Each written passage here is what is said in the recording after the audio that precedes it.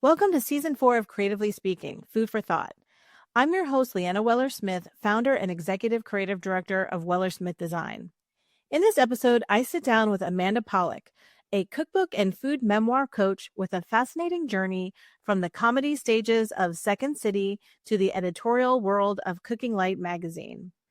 Join us as Amanda shares her unique insights on nurturing creativity, building supportive writing communities, and embracing authenticity in the culinary arts.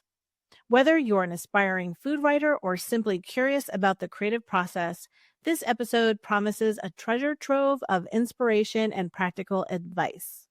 Tune in to explore how breaking out of comfort zones and forming collaborative networks can lead to personal and professional success. Let's dive in. Hi, Amanda. Welcome to Creatively Speaking. I'm super excited to have you on the show today. Leanna, I'm so excited to be here. Thank you for asking me to join. Yeah, we've been talking about this for a while. I think we probably met, I don't know, it's got to be like maybe 6 or 8 months ago. It's been a while. That was earlier this year. And I know I was like, oh, I should have you on the podcast. I should have you on the podcast. So finally, I have you on the podcast. So we're doing it. Yeah, we're doing this. So, well, I would love for you to introduce yourself and let our audience know just a little bit about you and what you do. Yeah, so I am Amanda Polick.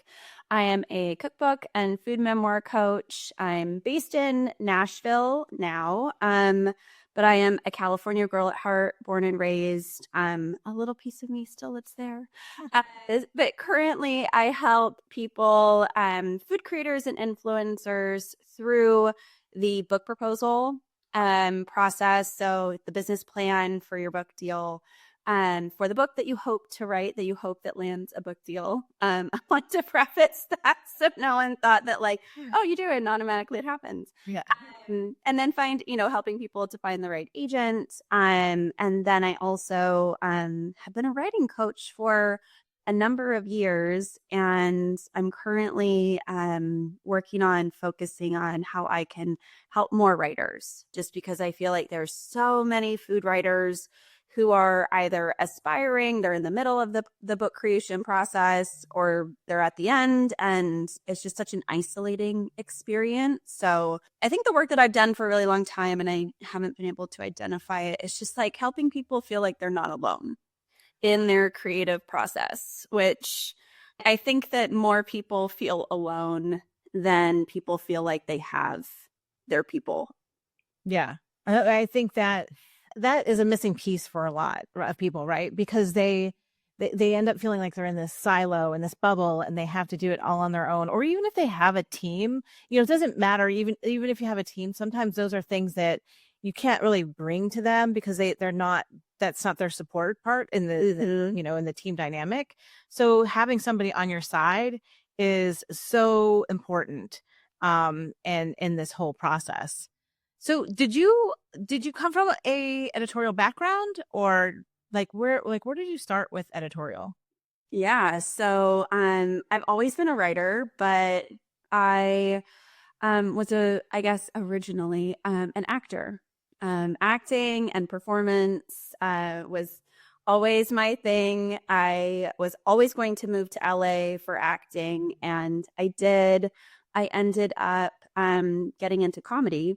So I did improv and sketch comedy at the Second City in Hollywood, which for people who don't know, Second City is, some people consider it like the Harvard of comedy. It started in Chicago, but they feed a lot of like the talent from into SNL. Oh, so wow. It's all rooted in social and political satire, recognizable human behavior. But with Second City, the thing that I really took from my time there is that, everything that you created was, you're playing to the height of your intelligence. And then also too, just recognizing that you are actors first, which I feel like it's kind of just like a different approach to comedy. So, but that writing, when you're writing sketch specifically for Second City, it's just constant trial and error. And the thing that I really I took from that for just like my own writing process was like, you're going to put stuff up and people are going to hate it, and that's okay. And it made me less precious about my own writing. And then long story short, because I didn't go to college right after high school, but I just woke up one day and I was like, well, this was like during the Great Recession. And I was like, got to figure something out. And I was like, I want to work for a national magazine because I always loved magazines. And you had to have an internship. There was just, at the time, there was no other way around it. So I literally went to college to get an internship at a magazine. And somehow I ended up with a 1-year fellowship with Time Inc. Down in Birmingham. And I ended up at Cooking Light magazine before they closed, RIP. And so, you know, all of the magazines that I've loved are so sadly gone, or they're just massively different now. I know. I mean, I honestly feel very grateful that I had that fellowship when I did, because I think I was one of the last true editorial fellows for the magazine.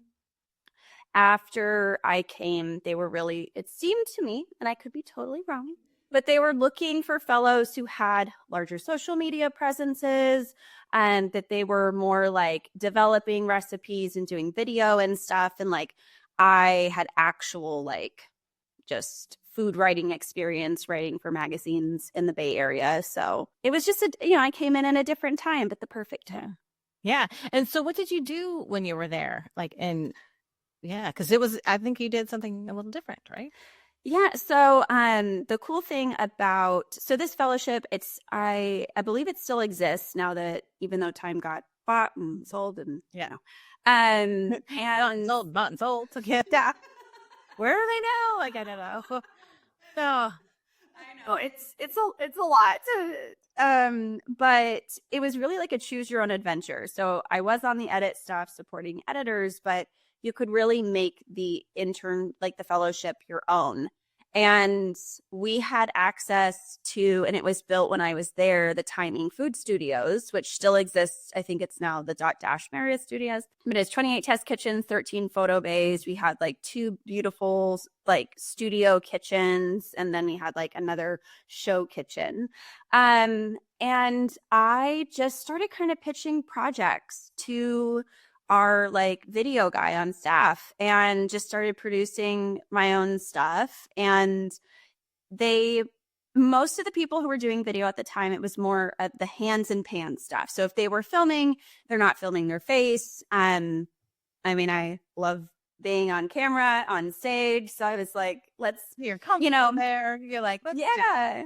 Well, and also too, it's like, so many of the people, especially in the video studio, they had either like been, they are filmmakers, they do things outside of the studio. So I think they were willing to experiment with some things. And so then it was like, I'll tell you, exactly a month before my fellowship was ending. And I met with our executive producer of the video studio, and I was like, hey, do you guys have any jobs? And he was like, I don't have anything. And I was like, okay, because I was really trying to figure out my life. And so I was like, okay, well, I'm gonna move to Nashville. He's like, great, good luck, I'll try to connect you with people, whatever. The very next week, exactly a week later, he calls me before I get to work, and he's like, Amanda, I have a job that only you're the only person for it. And it was to be the first dedicated segment producer of Facebook Live. But what that means is when Facebook Live was starting, they were paying brands to use the platform. And so we had 4 brands in Birmingham who needed to be using Facebook Live, and they needed a producer, and they needed a producer who knew how to perform live and coach talent. So that's really cool, right? That's these are the stories I love, because you couldn't have envisioned where Facebook went from there at that point. And neither could they, but it's taking that, it's seeing the new things that come in and taking that opportunity to try something. I remember when we were doing back with Facebook, when they had, what are they called? They're not quizzes, but they were where you could do a giveaway or something, and they had all these, like, there were the Facebook giveaways and all this stuff, and we would design these elaborate Facebook pages, and it was like there were all these back end tools, and but those were the things that were rolling out, and everyone was just trying it.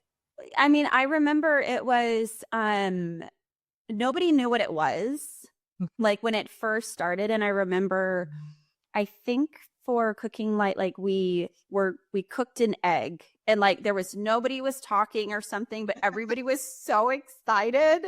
And I remember I was like, what is going on? And then Making history. and then literally then it becomes my job to figure out like this whole thing. And I think that's also, when I was acting, I always wanted to do film, but at that time you really had to know like full on like hardcore editing. You had to have a physical camera that you really knew how to work and stuff. So it was kind of neat to be able to have this experience where it's like, oh, you literally can just be streaming stuff from your phone. You don't have to have a whole lot of experience, with the technical part. Yeah. I feel like technical stuff can get a lot of people hung up. But yeah, it was just like, no idea what we're doing. Like the New York Times was just walking around Central Park, I think some days at like lunchtime, and no, they weren't saying anything. And it was just like, oh, we're going on a walk. We're going and you can come with us. Yeah.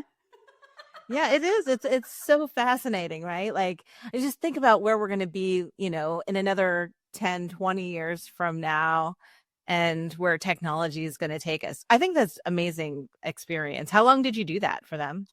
So I think it ended up being about 8 months, and we did a lot within that time, but then also to, because I was bringing talent in just to be able to like fill the minutes for the brands. But I think like anything, once people see like how someone else does something, they're like, oh, I got it from here. Yeah. And then they also were coming up with their own ideas. So they didn't necessarily need a producer, but I think Facebook was like phasing out Right. the payment. But, I think it's also just a really good lesson in being adaptable to like what's happening, and also not getting attached to a single platform. Like Facebook Live is so great because then it also just gave people the ability to broadcast their own stuff in real time. And then you have, that with Instagram Live, or, maybe you just learn a different skill. I think it's just like not being precious. That's a big thing for me. Just throw it out there. If it doesn't work, like it's okay, because people are literally going to forget about it tomorrow, probably. Yeah. And it's all experience. It's all, Yeah. It just kind of adds to what you know. I mean, we work with a lot of culinary creators, and a lot of them started a long time ago, and they have gone along that path of learning all the technology and, adding and adapting, testing. Like, I swear, I think that they are probably the most technically educated people I know, because they've had to learn not only the platform side, but then, when it comes to social media, and then it comes to video, and then it comes to even just interacting with people in general, like becoming like their own PR agents, because they have to deal with all these different personalities that then come into their world because they are putting themselves out there. Like, it's pretty fascinating, everything that they've had to do and figure out. Yeah, I mean, I think I know Gary Vaynerchuk talks about this a lot, like when, business owners or whatever will reach out like on his YouTube show, or, just people approach him on the street of, like, what's the next platform? Like, what should I be doing? Do I need to sign up for X, Y, and Z? And he'll just literally tell people like, you just need to be curious about it, because one platform's going to help you with the next. And I also think too, it just, even beyond just technology, it just helps you have a growth mindset. And I feel like it also instills a confidence in you that you can, whatever it is, you can figure it out. I think sometimes people get too like much in their heads of like, I have no idea, like what to do. And my journalism professor in college, she, was like, listen, Google is a very like Mhm. great place to start. And that's literally what I do for most things. Like I just think that when you also give yourself the opportunity to try something, that I think it also it creates like a domino effect for so many other things, because who knows like what trying something could like unlock for you. Absolutely. Like some, I know we had a client, or not a client, but a guest on the show where she started as a food blogger, but she had to take photos, so she had to take photos of the food, and she found that the photography was the part that she loved about it. And so just from trying something and seeing the different aspects of that job or that business, like she was able to really dial in what she loves to do. And now she's like, she teaches everybody else how to take photos, and she takes, all these, she works with not only, content creators, but on brand content and cookbooks. And so it really opened up her world just by being curious and trying it for herself on a blog platform, which is, it's great. I love that. Yeah. Because also, and I did an interview years ago, and the host had introduced me as a Jill of all trades, master of none. And I remember I was like, Mhm. "Mm, no, thank you." And I was like, that's wildly insulting. I think that people use that, I think people might mean well when they say that, but also if you don't know how to do so many different things now, like Yeah. you're just not going to be able to be successful for the long term. Right. Yeah, you have to be like, you have to have, like, I don't want to say multi-talented, but even for a designer, like if I look at a designer's job description now, you have to know how to use Figma and InDesign, which are two totally different modalities, like one's web and one's print.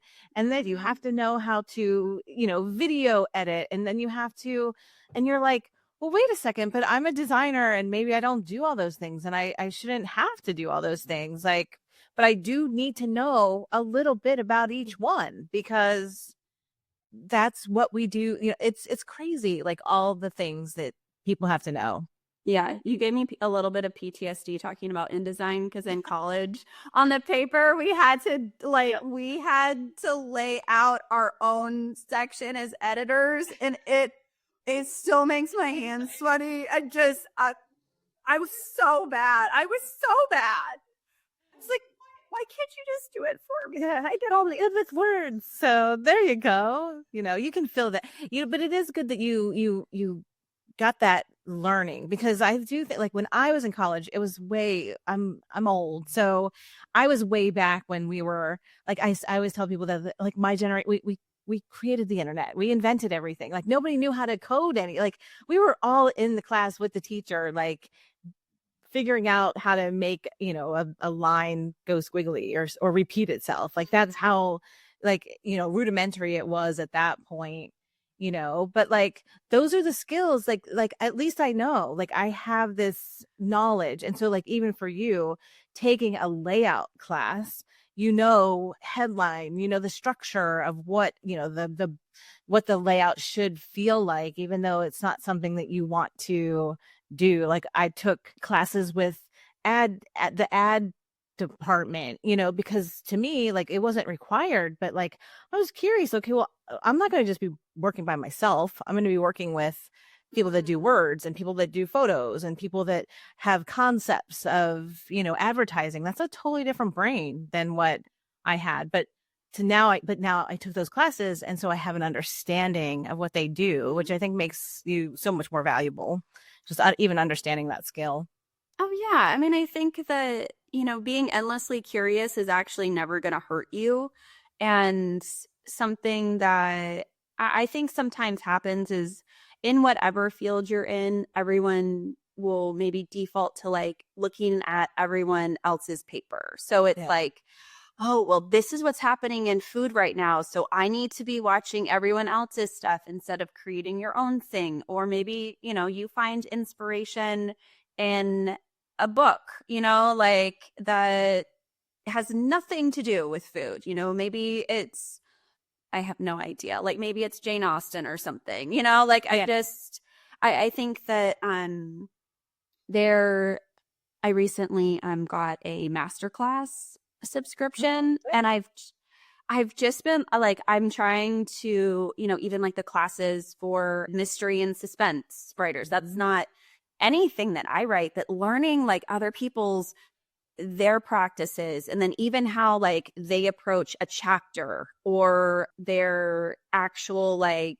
thought process once they've finished one book and they're starting another, you know, like just I feel like just being able to glean so many different things from the people around you, or like, you know, just in your field in general, will make you not only like so much more. I mean, I like the growth mindset is like a big one, but I also think that that curiosity and being able to be flexible with your creativity, it's gonna change a lot of things for you, but you also will know how to talk to so many different people because, and I know you know this, like, you know, like you know so much more than just like design, you know, like there's like you've had this whole life, you have interest, you have things like when you want to work with you bring all of those experiences to each interaction that you have.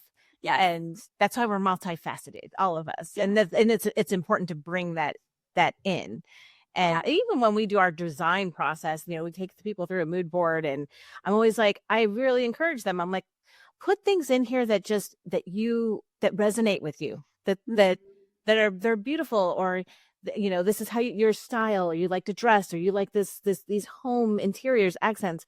I'm like, this doesn't mean that this is going to become your brand, but this informs me as to what resonates with you, because then when we finally pull together that brand, it's going to resonate with the right people. Like you're going to attract all the right people. And if you try to fit in somebody else's box, it's just not going to work. And it's not going to work for you or them. So yeah, it's great. I think it's great to be curious. But now how did you transition? Like, did you go straight from magazine into working with authors, or where did you go from there? Yeah, that's a great question. Lots of places. So it's never a straight line. It's never a straight line. No. And we were lied to, you know, I feel like. Yeah, you're going to go to school, you're going to graduate, and then life is going to be there. And then it's going to... It's this exact thing. And like, none of my friends, like none that didn't happen really, for anyone. I moved to Nashville, and I ended up getting a job at a video studio. I was doing more corporate video, and corporate video is fine. It's just, you know, not for me. And so I ended up, I worked in content marketing for a bit. I was a content coach at that company. So really helping the writers on staff who are writing for our clients, making sure that voice was unified.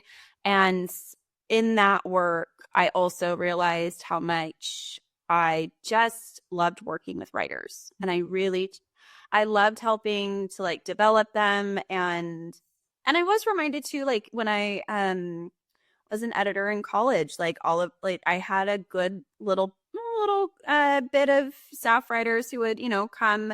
They were like, Amanda, I really love working with you. I love your notes. I love your feedback. And I had really terrible experience with some of my editors on staff, or even like people in my writing workshops, like TAs or whatever. And that's something that has kind of stuck with me. How I think a lot of writers are almost writing wounded because they have had feedback. It's really powerful. That is, yeah. Because I sorry. No. No. Go on. What is it? Well, then it's powerful because I do feel like, you know, just going back to like comparison-itis type of things and just seeing what other people are doing and feeling like you need to do it too. I think when it comes to words, it's the same thing with design, right? Like it's a very personal thing. And, you know, if you've had one bad interaction, it can really set you up to feel to just be not as confident as you really should be, because it takes a lot of courage to put your voice out there, put words on paper, and, you know, get them out into the world. Yeah. And I think that I literally was having this conversation with a couple people yesterday. And, you know, I think sometimes when people are giving you feedback, one, I think people don't know how to give actual constructive feedback. There's some people who may even like I've had this with some editors where they just want to redline everything and destroy your voice. And that's actually not the role of an editor. The role of an editor is to make you sound more like yourself and obviously poke holes where they need so that it's rounded out, but it's not to change the voice of the writer. But then also too, some people want to completely change what the story is. Mm. And, I had that in some writing workshops where I would present something and they would be like, yeah, but like, what if it was completely different? And it's like, okay, is there a problem with the story or do you just not like the story? So yeah. So when I was helping these writers, when I was working in content marketing, it just kind of sparked that thing again for me that I really love helping people. And I've had this mission for a long time, but connecting people to their best stories. Mm. So it is the story that feels the most authentically you. It's not somebody else's version of you or your version of someone else's story. It's you. I kind of liken it to when creatively, when you might be around the people who bring out like your best self, where you just feel completely comfortable. And also with the content marketing, I learned so much that actually helps me, especially now with helping people with their cookbook proposals or just their book proposals in general, because marketing is such a huge part of that. But I took a book coaching program. It was the beginning of 2021 or 2020. And this is actually pre-pandemic. And then lost my job. And then I kind of like went into this more or less full time, but it took me a little bit to get to actual like the food stuff. I was kind of avoiding it for a while. Yeah. I was like, no, I'm just going to be a generalist. And that never works. No. For anyone? No. Nope. It was the same for us. It was the same. It's a hard niche and just kind of the inverted funnel, like just kind of find your one little thing. But it is, I do think it's this seems like, when we met, I was just thrilled with this types of services that you provide to authors, because it's like that interim area, right? Like where they have an idea, they don't know what to do with it. And they're in between, like, I want to try this, I want to try that. And having somebody that can really guide them through all that and all this experience that you have, just like you said, every single piece of that experience you are able to bring to the work that you do with your clients. And it's just so valuable because they kind of get this full picture from you. How do people find you and how do you start working with someone? Yeah. So a lot of it has been word of mouth and just like groups that I've been in. I'm a member of Cherry Bomb. That's like where so many of my people have come. And then now it's been more referral based. So which is like a good thing. But recently too, like I've really just been thinking of like how, especially because I feel like, I think this is a conversation people have in publishing so much, but it's really, how can we make it more inclusive? How can we reach more people? Because I do realize that, working with someone one-on-one is an investment that a lot of people are not quite prepared for. And I think that there's just a lot of things that, you can gain value, even just being in community with other people. So I had launched this group called the Social Club. It's a community of food writers supporting one another through the book creation process. So it's been really great. The initial, like the founding members group, I've learned so much from them. And so I'm excited to reopen the doors at the beginning of 2025 again and just really like building out things for people. Like if you're at the beginning of the process, you have no idea what a book proposal is, what are things that, agents are looking for, the middle of like what that actual writing process is, and really like diving in and being able to help people there with like additional trainings and resources. We do member Q&As. I've also, had even like agents come in and, do talks. So I'm trying to build out even like the things that I've been doing one-on-one, but just in a way where I feel like, and you might be able to identify with this a little. There's times where you're like, I'm saying the same thing over and over. Obviously, there's a difference with the one-on-one service. Sometimes people they like you, which is such a beautiful, wonderful, Yes. It's such a wonderful thing. But I guess I also started thinking like, because once people really finish with their book proposals, they can come back and still work with me. But a lot of people don't. And I think that it's because you think like, well, no, now this is really the work. Like I shouldn't need help or I shouldn't need support. And then you're in this year, 2 year, who knows how long sometimes with some books. Right. Island, and you don't really know where to go. And so I just want to be able to support people because I think a lot of people, if they knew or if they hear how long the journey can be from other people, they don't ever want to do it. And I don't think that's the answer either, because when I first started when I went to college, I just remember looking at how long it was going to be. And I felt like at that time, I was like, I'm so far behind. All my friends are already done. Yeah. And this lovely woman in one of my first English classes, she just said, she's like, the time's going to pass anyway.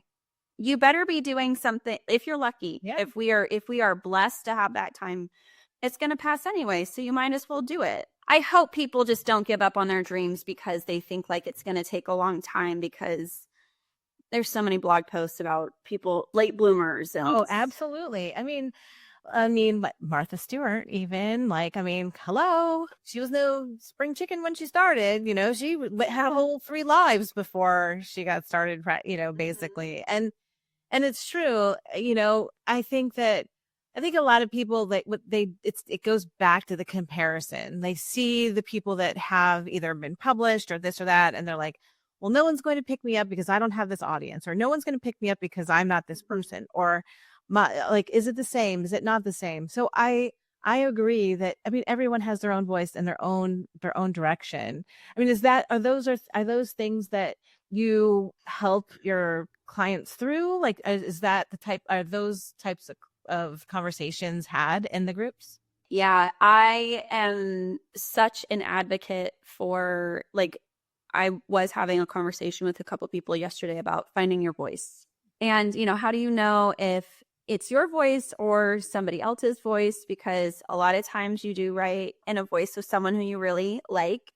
And, I think that something that improv and sketch comedy taught me is like, you got to get your reps in. And that's really the only way that you're going to be able to develop that. But what I find too is when I start working with someone, they're very nice. And there's just, and it's nice. They don't want to step on anyone's toes. No, it's nice. And then, if it goes on, like, I'll give them some notes. And then if it goes on for a while, I normally give them a note about, you're not as boring as this. Like, and I feel like boring is that is a shot of espresso, I feel like, because nobody wants to be boring. But I think too that you can tell, like, are you boring yourself when you're rereading your work? Does this excite you? And often people will, say something like, well, I don't, is that too sassy or is that too opinionated? I'm like, first of all, it's not even that wild, but just say the things that are really on your mind. Why are you really writing this book? Why are you excited about these recipes or this topic? What was the transformation you had? Like, don't worry about what other people are writing or doing. It has nothing to do with you. Yes, you need to know what's out there just in the market, but I think that people just need to get very curious about their own point of view, because they do have it. And I find that people get nervous about that, like, sharing it, or, they just, oh, well, I don't know if anyone's going to care, or, what if it's not interesting enough? And it's like, maybe it's not going to be interesting to some people. Yeah. You're not going to be for everybody. That's not going to be for everyone. It's part therapist of what you're really helping them to get over these blocks that everyone has in different capacities, right? Are they all coming into you for the same, like at the same point in their journey, or are some people like maybe they've already written the proposal, or people coming in that are just at the very beginning? Or so do you have like a group that's kind of moving along at the same time, or That would be nice. No, like, sometimes, I get it. Because then it was like, okay, everyone, point A to point B. And we graduated. But I guess it's good because, like, if you think about it, if you have a mix, like, it's really good for those because you're not all in the same place. So some people might be further, some people are a little, but then they can probably more than I'm assuming they can like kind of learn from each other as well. That's a huge, huge thing. Mm-hmm. Yeah, like, there's some people who are still toying with the idea. Right. Some people have already gotten their book, deals, and they're in the middle of the writing process, or their book's going to be coming out. Mm-hmm. I think that one thing that the idea that I love the most though is like people being non-competitive with one another, and they're also just like they're being a champion of someone else, because I think that there is room at the table for everyone. And I think that if you believe that, if you're a baker and you meet another baker and you're like, oh gosh, I can't be friends with them, then you don't have a distinct enough personality, writing style, like the stuff you're doing isn't unique enough anyway, that maybe you need to spend some time thinking about your idea or whatever. But I think also too with food, and I'd love your opinion, I think that there is so much of this is how we do it. This is how we take photos. These are the filters we use. These are the colors. These are the, whatever it is. So if that's all you're looking at, then you think that, oh, if I have a different idea, then it's going to be wrong and no one's going to like it. Right. And I'm like, give me your wrong idea, because maybe that's fun. What's interesting about like a lot of the clients that we work with, I have to say, I think most of them have been, and you're working with a mix of clients, right? They're not food bloggers per se. They could be chefs. They could be restaurateurs. They could be in different food spaces, right? But a lot of the clients that we're working with are definitely food blogger. That's where they started. Like a lot of them were on Blogspot or whatever, Blogger or whenever, they are OGs. And so I think that they have really honed in their voice, and they've also basically they are the ones that have just created their style. And it's not that they're not in competition with anyone, but I think that they are very comfortable with what they have accomplished. And so when we're doing art, like, because they're self-publishing, they've already decided that they want control, they want to be able to do certain things, and none of them have actually come to us and said they wanted something that's already been done. So I think that they have honed that in a little bit, a lot. But, once we get into the design process, like, I show them things that are outside of the box for them, and then they are open to it. So it's really, I don't know, it's a great, we get a great group that comes through, but there's always that comparison no matter what. Like, I think for them, it's more or less like, well, I'm not going to be like a half-baked harvest, like that's what they'll say. And it's like, not many people are going to be like a half-baked harvest, like that's a island right there, but like, so they already know this. So they know that they what they want is just something that's successful and that they are very proud of. Yeah. But I think you made a great point, just even with that, of like, they're very honed in on like who they are and what it is that they do. And I think that even, in people who I've worked with, or even people who are, in my community, they have an idea of that, but sometimes I think that it can be intimidating to like go all in, and be like, nope, this is who I am. And like, you're going to evolve. Your audience is going to evolve. Things are going to change. Like, don't get so hung up on, something that doesn't have to be that. I know all kinds of people, even when they first start their businesses, they're obsessed with like finding the perfect logo, Right. or like designing this great website, which it's good. It doesn't matter. Like, and we're on that side where like they come to us when they're ready to rebrand and they're always like, I'm so embarrassed. I'm like, oh, do not be embarrassed. You know why? Because you started. You started. And you got here, and they everything you just said they've done, which is they learned, they figured out who their real audience was. Like at first, because they're like, oh my god, I have all these old posts, they don't even resonate with me anymore. And that's exactly what they needed to do. They needed to go through all of those different eras in their life and get to the core. And then when they're ready, they know they're ready. But you can't be afraid to go through that messy middle part. No. And also, too, I find it refreshing when there's someone who's wildly successful now and I find like old content where I'm like, oh, the lighting, terrible. Like, oh my gosh, is this even edible? Like, that's like a green egg. Like, I don't like what happened with that.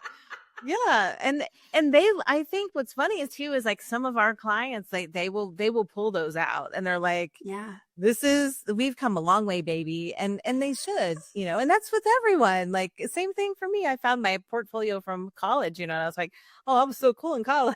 Then I'm like, wait, what is this? What did I do? But you learn from all these things. I also was talking about my thesis recently for my concentration was creative writing. And I was like, because I was talking about this terrible TA who just was like, destroy all of my work in workshops. And I was like, he was so hung up on like the ages of my characters. I wish he would have been like, Amanda, there's no ending to any of your stories. You just like, or like you're writing moody and you're trying to be so cool, but like what's the point? Yeah, like no. But I mean, I also think too that sometimes though you can go back and you can look at the stuff that you might be embarrassed by, but there was something there. There's definitely like the beginning, that thread that comes through with everything. I was talking to somebody the other day about like artwork. I'm not an artist per se, so I'm not sitting there drawing things. Like I can get my idea across, but I'm not a Picasso or anything. I'm nothing. And so in all of those art classes that we had to take, I love collage. So I'm a collage girl. I love mixed media. And so I said that to one of my art teachers, and he's like, you know what you need to do? He's like, collage what you want to draw. He's like, so find your person, find, if you want a flower and find all the things. He's like, collage it. He goes, then trace it. And then I could build it kind of. And it was really interesting. I was definitely not the best illustrator in the class by far, but at the end of the year when we had to go through our review, like it was like to put all of that artwork up, he's like, you have a distinct style.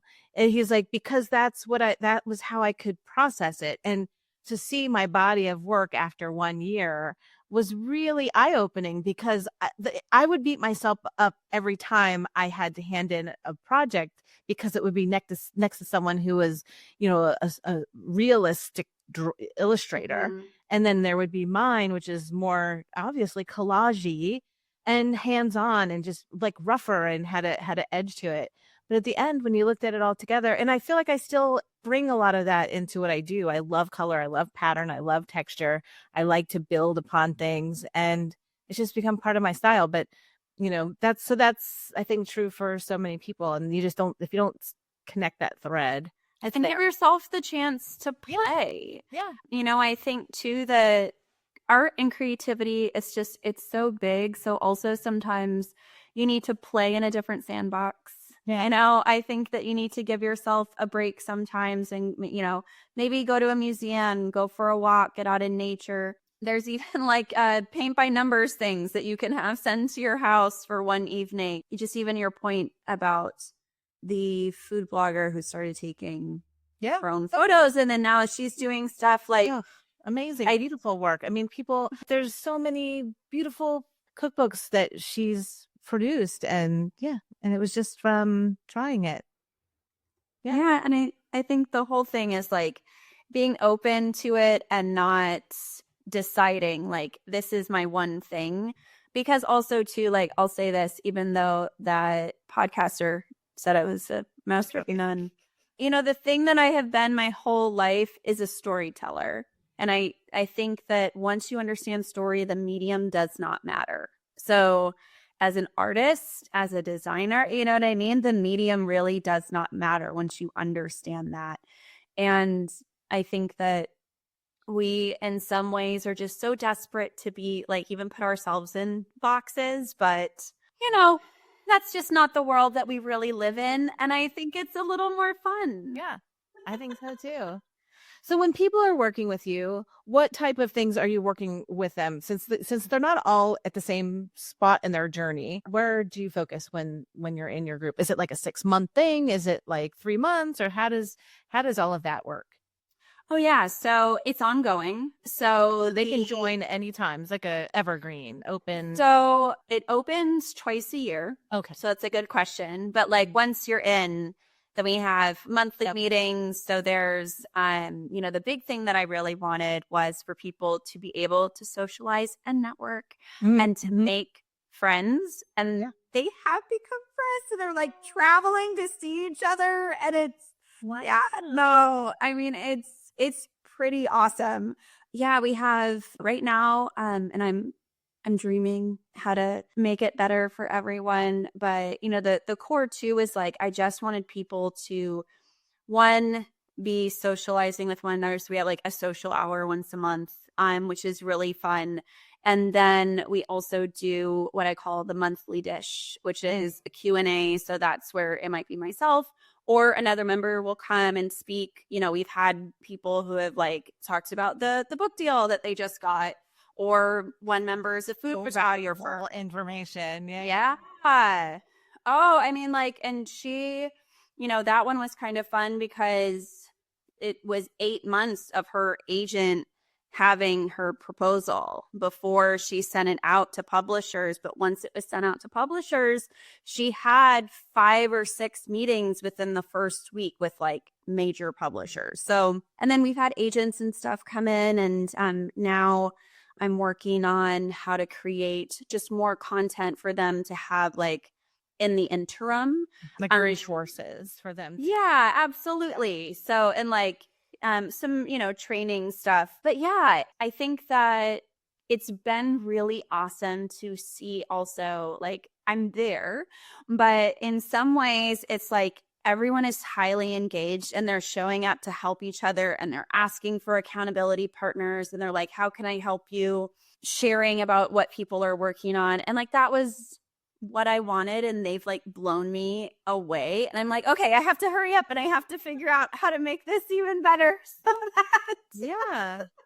Well, it's great. It is this, it's a community, like we said way in the beginning, which is like, it's like a silo that we feel like we're in if we don't find the community for us to be part of. And writing a book, no matter what kind of book it is a very long process, and to have the support that you need around you is so valuable. You could have friends, you could have family, you could have your spouse, you could have your significant other or partner, but they may not understand all of the emotions that are also coming along with the process.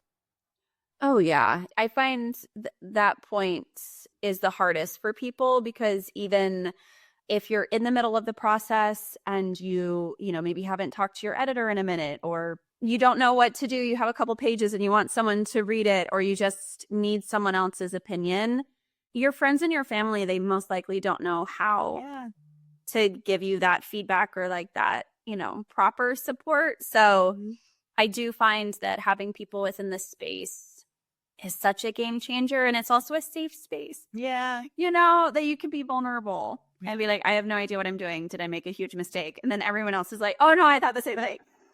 So are you helping them structure when it comes to proposal? are you helping them to like dial that in terms of, their differentiation and like all of their comps, or what are you focusing on then when you get someone new in and you're digging in?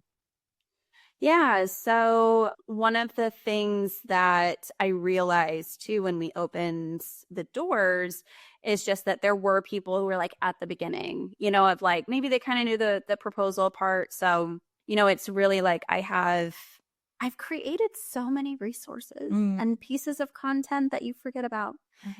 So it's also like directing them to that. But then, one of the things too is like, even me updating all of those things. So I'm like, okay, what is a better resource that I could give you right here? But then even in our Q&As, there's, it's like, send me in your questions. Let's talk about this. That's one of the reasons why I also love when I have like industry experts come in. So if like specifically with like, comp titles or anything like that, I could talk about that all day long. And I've been working on some resources for that because it's people's least favorite section. Yeah. It's a hard one. So I'm also looking at ways where I can give people a little bit of like additional support in those things. So it's ever evolving. But I found that the Q&As, honestly, it's so interesting because normally like I will answer that question, but then another member will like come and say, hey, so I've actually like, I really struggled on comp titles in my proposal. We should talk. I've actually also connected members who I know are kind of at the same stage. And they've also been able to like create that additional support talking through like comp titles or pieces of their book proposals. So at some point there's, hopefully there's so many people that I'm not able to do that. But like right now it is at a really sweet stage where people are, if they hear that somebody is struggling and after like I've given my feedback or I pointed them to resources, they're like, hey, I'm happy to send you my proposal. Like we can, you could look at it, you could see what I did. And that's so helpful. I can't say that enough. Like, just to be in the community with people that are going through the same exact thing, especially in the publishing process. Everything is so secret. So it's great to like be in a group where people are willing to say, hey, well, this is how I did it. And this is what I got. This was the feedback I even got from this maybe publisher and because that information is so important and just makes you feel like you're just not alone in it. And the secret part is a huge thing. And I think that even when people think that they're being transparent, they're not being as transparent. And it's really awesome because if people had rejection from an agent or a publisher or they're, struggling with a certain thing, everyone has, because I have a big thing about like what happens in club stays in the club. But everyone just has a tremendous amount of respect for each other. And there's a vulnerability that just naturally comes. I think that, also is like setting expectations up front, of what we're doing. But that has been such a cool thing is like seeing them really transform each other's like practices and stuff and just like genuinely rooting for one another. And that is something that I will be very intentional about, like, moving forward, because you are so right of like, it is so hard in this process and it's hard to find people who you really trust. And I will be very fierce in the protection of that, just because I think that food writing is wildly important. I think that, MFK Fisher said this, that, when you're really writing about food, you're writing about life. And I think it's spot on. So I just want to be able to, support my people the best way possible. But seeing them, sometimes I'm like, oh, I feel like Chandler on Friends when he became the boss and then Phoebe was working for him and then he didn't get invited to the party anymore. She's like, but you're the boss. Like, you can't be invited. There's going to be a point where they're just like, okay, cool. See you later, man. It's nice to, I think that they'll be touting you all along the way, which is, I think that is the way that it will be. Any shout outs for different moments of success that your members have experienced in the work that they've been doing with you? Yeah. So there's just like so many. But yeah, no, I had one of our members, Liz, she got a book deal with Penguin. And that was something we had been working on for a really long time. So she came and did a Q&A, which was so fun. And then a couple of our members, they finally got pub dates. Wow. Yeah. For their books, which is that's like a whole because it's again it takes a long time and the publishers are pretty slow. Yeah. And then we've had it also, and I do want to say this, we've had a couple members who have also like realized that some of their projects need to go on the back burner. Mm-hmm. And some of them have actually been a couple of like one, it was a food novel, like a food novel that is going on the back burner because she's focusing on an actual memoir. And then another one is stopping a cookbook because she wants to actually just write a straight up novel that has nothing to do with food. Yeah. And I think it's really important to be able to honor that.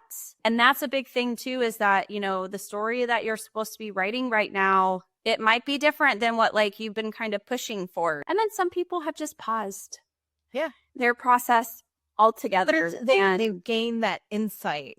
Like this is that, I think that is what is so important, is again, going back to the community, but it gives you time to really understand. I love that some people have shifted into a different genre, and then they realize like this is not the right time for this, or I'm going to move on, because otherwise the pressure you put on yourself, because then it becomes this thing that's you're holding it over your own head, and that's not fair to you. Like, so now, okay, I have explored this. I've realized this is where I need to be with this. And then I'm going to do this before I go back there, or everything is moving the way that I wanted. And so now I'm in the next phase, and it's all about discovery. Yeah. I think Ariana Huffington said something about that she had a couple of dreams. I think one was like learning another language, and one was like something else. And it was just every year it was these things that she just never accomplished. So she just took them off the list. Yeah. And I think sometimes, you know, freeing yourself up. I like that. It's such a gift. I like that. I think I'm going to take that one, and I'm like, you know what? I'm just going to I got my list. I got my 10 pages of list. I'm going to take some things off that list. I like that advice. So leaning into advice. So if someone is looking to write a food memoir, novel, all the things, what is your advice to just encourage them to find their path? So I will say the advice that I actually got from an improv teacher years ago when I was not having fun. And he pulled me aside. He's like, so you're not having fun? And I said, yep, nope, I'm not. And he's like, do you want to know why? And I said, yeah. And he goes, because you're playing everyone else's game. So I just hope that whatever people are writing, whatever that is that you really want to write, that you are writing the thing that you believe in, the thing that you can defend, the thing that you are, you know, just obsessing about in the middle of the night. Because sometimes we can end up playing other people's game, like if we're not listening to ourselves enough and we're not trusting that what we have is good enough. And I think that the only way that you're actually able to really play your own game is when you're like, I don't care if I lose. I don't care if you pick me for your team. I'm going to be over here doing this thing. And at the end of the day, you just have to really love what it is that you're doing, regardless of what other people think. I think that's the only way that you can actually really create something very, very cool. And if you need some help, also Big Magic by Elizabeth Gilbert is like, yes, I refer to that so much for, you know, just stuff around creating.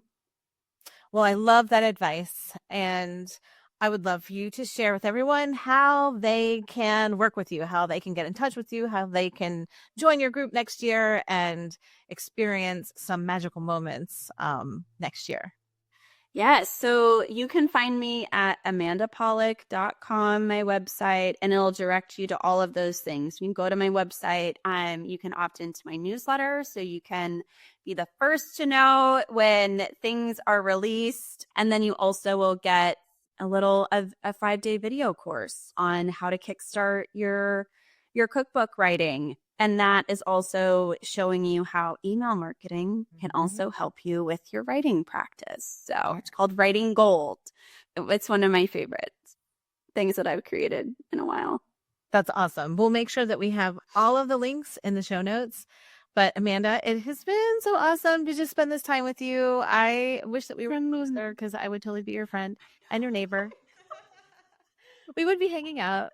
Yes, absolutely. 100%. So, but I thank you so much. And I know our audience is just going to love this conversation that we had.